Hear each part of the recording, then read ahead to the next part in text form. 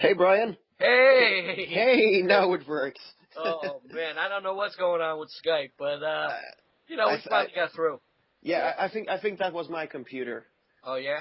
Yeah, probably. I moved to my phone now. Now it works. So. Okay, Chris of Defueld. Hey, man, what's going on? How's Sweden? Yeah, it's getting warmer now. It's been shit as cold and snowy, but spring is coming, I think. Oh, yeah? So Sweden is good. Well, I'm there in New York, and we got 0. You got 0. Oh, shit, that's cold. That's really cold.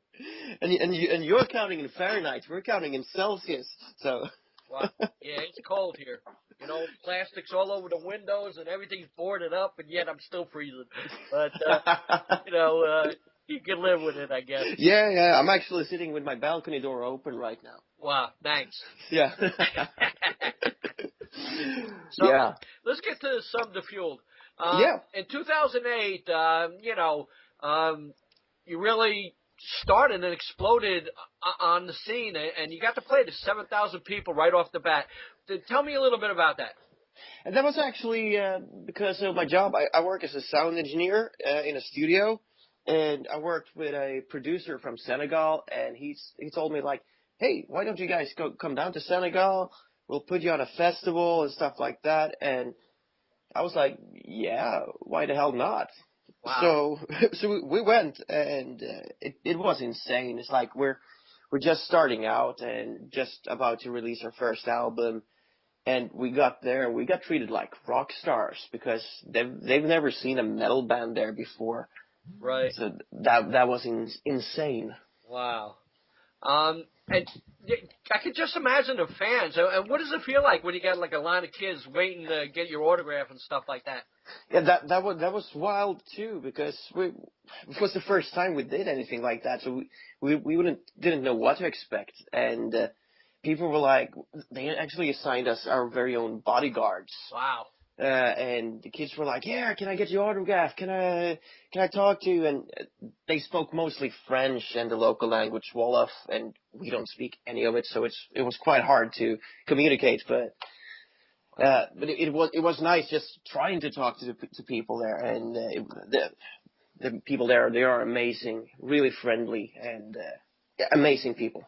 Cool. Then in 2009, you had your self-titled debut album come out, and you did it on your own label, right? Yeah, we started up our own label. We figured it's like, why should we wait to get signed to release our music? Just get it out there. So we started up our own label and got in touch with a distributor and just recorded it in the studio where I work and mixed it ourselves and just went for it, actually. Right. Wow. And I was watching like YouTube this morning, and I see you got tons of video out there, and I don't know if you have backing for all this or how you're paying for everything, but you got a lot of stuff out there. Yeah, we're doing everything on a shoestring budget. Nobody's paying for us, so wow. we have to do everything for ourselves and try to get all the funds that we can. It's like. We're really happy for our families because they're really supportive, and our wives haven't left us yet, and we hope to keep them. Yeah, definitely. In 2013, you had your second album come out. Tell me a little bit about that. It was we took a really long time writing that album from 2009 to 2013. A little bit too long, I think. We were a little bit picky with how we wanted it to sound and stuff like that. But we released the first single, Leave Me Bleeding, and it went up as #1 on iTunes in Sweden. And that was like amazing ego boost. It's like, shit, we're a small independent band and we can get to #1 on iTunes? That's insane. Oh, that's great. Yeah. That is great. So that really got us really going. It's like, shit, this might become something. Yeah, it definitely does. And you got a current single and video, Burn It Down. I think that just came out recently. Yeah, it came out like 2 weeks ago now. And also that one went up to #1 on Swedish iTunes. That was like, shit, 2 times in a row. Wow, that's great. Yeah. So then, we're just really happy about it. And we just want to go out and play music live now. Right. Are you going to be working on new material too? Yeah, we have tons of material. A couple of songs that's done, and shitload of riffs and grooves and everything. So we're getting there. Not quite done yet, but we're getting there. Looking for people to work with. Actually, it's expensive, and we're almost out of our funds, so we need to find some new funds. Wow. What is it with Sweden? Like, all my favorite bands are coming out of Sweden. They are. Yeah. They are. I don't know. It must be something in our DNA. I don't know. You know, because like there's so many bands, and like even the people I talk to, you know, they're looking to Sweden now. You know, other countries had guessed their time, and now everybody's like looking towards Sweden. What's next and what's coming, and that's the best music out there right now. Yeah, we got some really huge, cool bands here, like In Flames and Soilwork and guys like that. Right. And it's so fun as a Swede to have those guys also be Swedes, because it really spills over on us smaller bands, Right. actually, because it's like, yeah, this band's from Sweden, maybe we should check them out. Cool. So Yep. that's a great thing for us independent band. Great. And you're coming to the United States this year, right? Yeah, we are. We actually last year we went to Muse Expo in Los Angeles and performed, and they just called our manager this summer, and they wanted us back.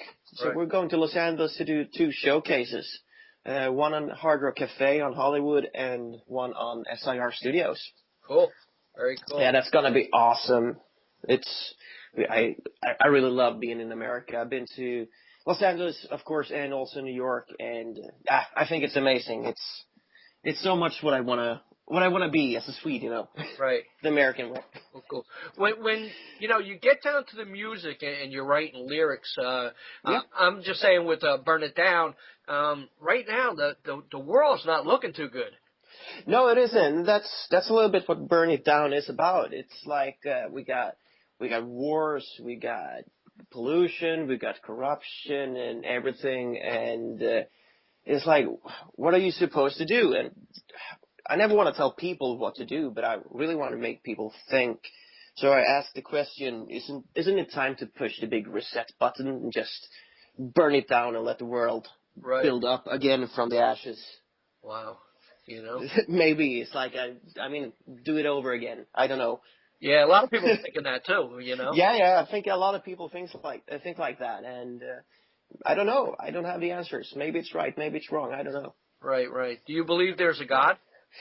I don't believe there's a God. No, I'm not a believer. I believe in the good of people, and that people can make things right. Right.